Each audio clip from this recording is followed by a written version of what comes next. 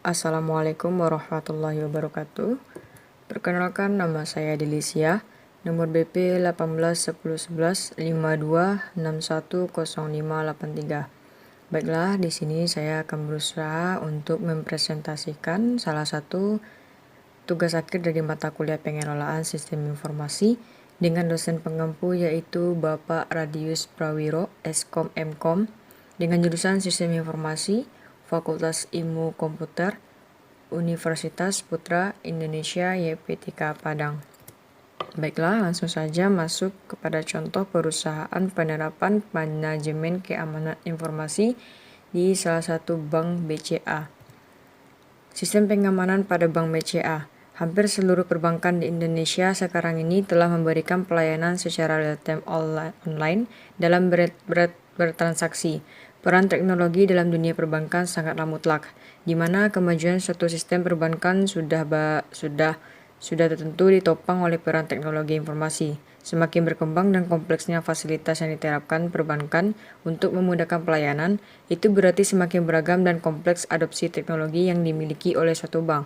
Tidak dapat dipungkiri lagi, dalam setiap bidang termasuk perbankan, penerapan teknologi bertujuan selain untuk memudahkan operasional item perusahaan, juga bertujuan untuk semakin memudahkan pelayanan terhadap customer. Kita masuk ke analisis sistem informasi manajemen pada Bank BCA. Bank Sentral Asia baru serius menggunakan teknologi informasi sekitar tahun 1989 dengan tujuan untuk membedakan pelayanan dengan bank lain. Untuk itu, Bank Sentral Asia harus menginvestasikan dana yang besar untuk membangun sistem informasinya. Dengan menggunakan VSIT, BCA mampu menghubungkan antar cabangnya secara online. Produk BCA yang selama ini memanfaatkan teknologi informasi meliputi telegrafik, transfer, mail transfer, ATM, dan phone banking. Sampai tahun 1995, jumlah ATM BCA mencapai 500 unit. Hal ini berkat kemudahan yang selama ini ditawarkan oleh Bank BCA. Sistem informasi BCA juga dimanfaatkan untuk meningkatkan efisien dan produktivitas cabang. Penjurnalan pembukuan sekarang dilakukan secara otomatis, begitu juga pemindahan antar rekening. Dengan demikian, pekerjaan para auditor menjadi lebih ringan. Kehadiran Local Area Network atau LAN digunakan untuk pendistribusian data entry dan pemrosesan transaksi. Pada hari-hari sibuk, tak kurang dari 1 juta transaksi harus diproses. Sedangkan fasilitas email digunakan untuk mempermudah komunikasi antar cabang. Pada masa sekarang, agar sesuatu perusahaan tetap mampu survive di tengah zaman yang terus-menerus berubah secara cepat seperti sekarang ini. Salah satu kata kunci menurut Ruwo 1997 adalah adaptif.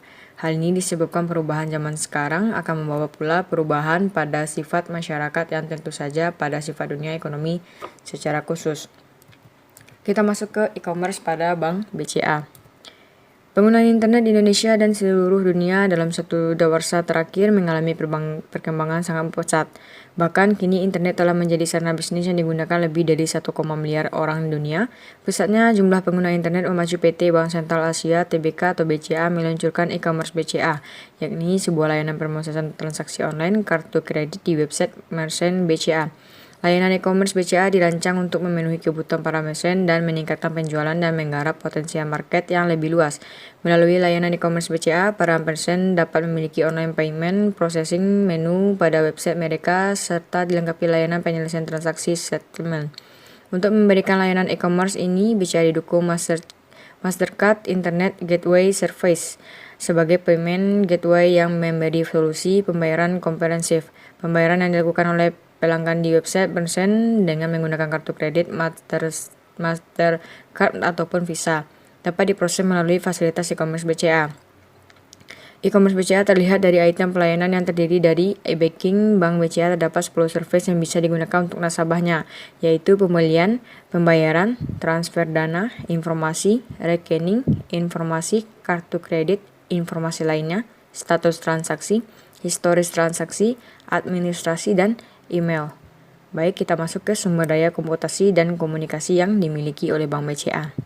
Dengan klik BCA, menyediakan bagi individu maupun pemilik bisnis berbagai layanan perbankan yang sesuai dengan kebutuhan mereka masing-masing melalui internet. Sementara itu, bagi mereka yang selalu berpergian, disediakan jasa mobile banking melalui saluran-saluran MBCA, SMS Top Up BCA, BCA by Handphone, dan Halo BCA. BCA telah mengembangkan infrastruktur broadband di kabel untuk menjamin komunikasi data berkecepatan tinggi di antara kantor pusat dan kantor-kantor cabang.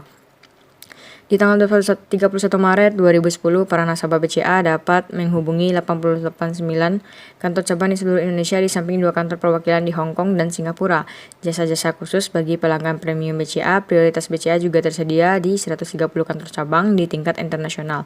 Kami bekerja sama dengan lebih dari 1.831 bank koresponden di 108 negara guna menyediakan jasa-jasa seperti perintah pembayaran atau payment order. Baiklah, kita masuk ke intranet dan extranet. Internet adalah jaringan komputer dan saling tersambung digunakan suatu sistem organisasi, atau bisa dikatakan intranet adalah LAN yang menggunakan standar komunikasi dan segala fasilitas internet.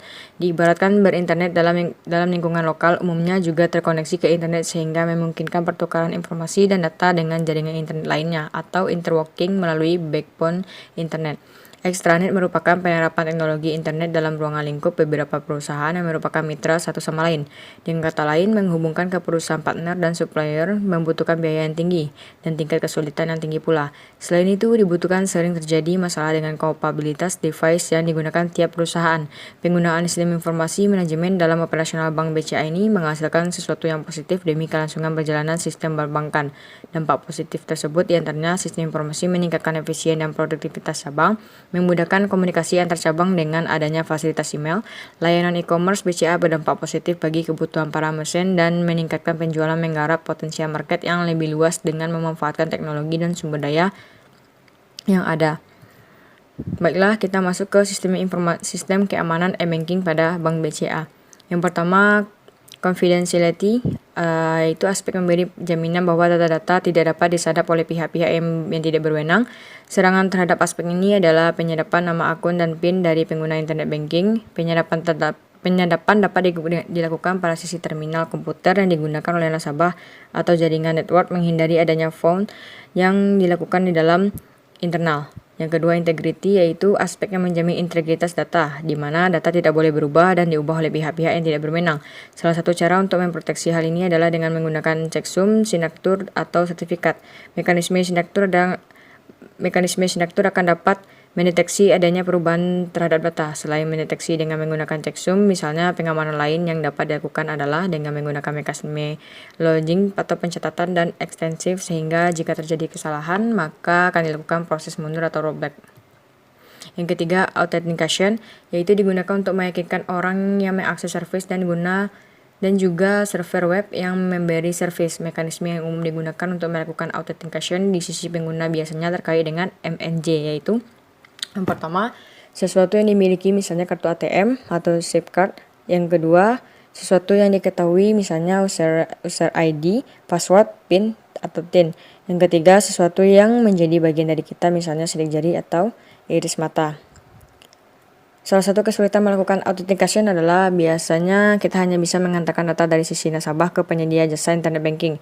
Penyadapan di sisi komputer dapat dilakukan dengan memasang program keylogger dan dapat mencetak kunci yang diketikkan oleh pengguna. Pengguna keylogger ini tidak terpengaruh oleh pengamanan di sisi jaringan karena apa yang diketikkan oleh nasabah sebelum terinskripsi tercatat dalam sebuah berkas. Penyadapan di sisi jaringan dapat dilakukan dengan memasang program sniffer yang dapat menyadap data-data yang dikirim melalui jaringan internet.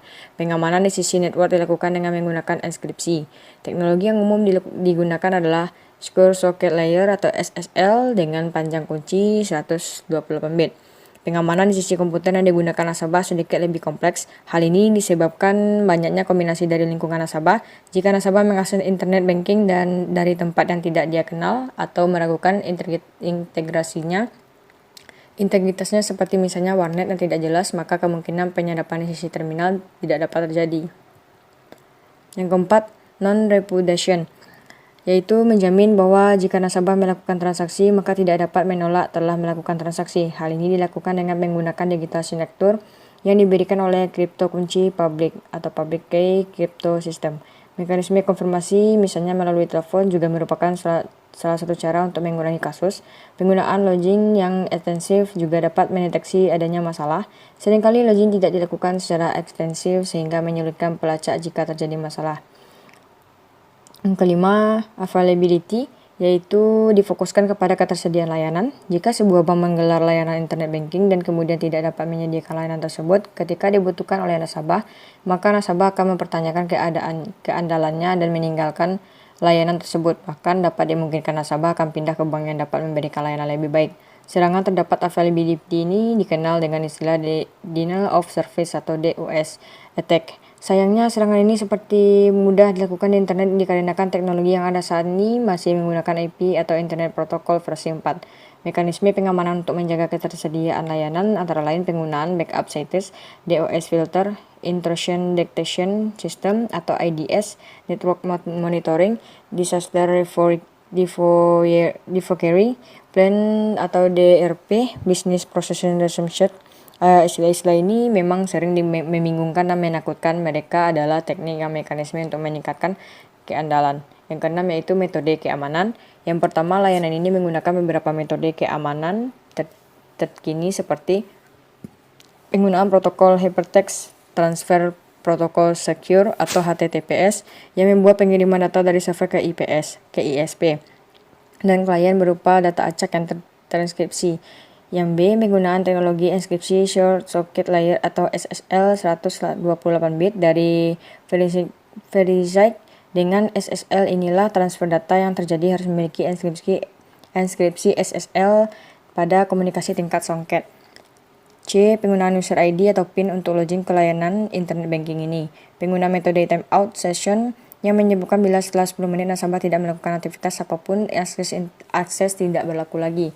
Dan terakhir, penggunaan PIN untuk setiap aktivitas perbankan. PIN ini di-generate dari token PIN. Baiklah, hanya itulah hasil presentasi saya. Semoga bermanfaat. Assalamualaikum warahmatullahi wabarakatuh.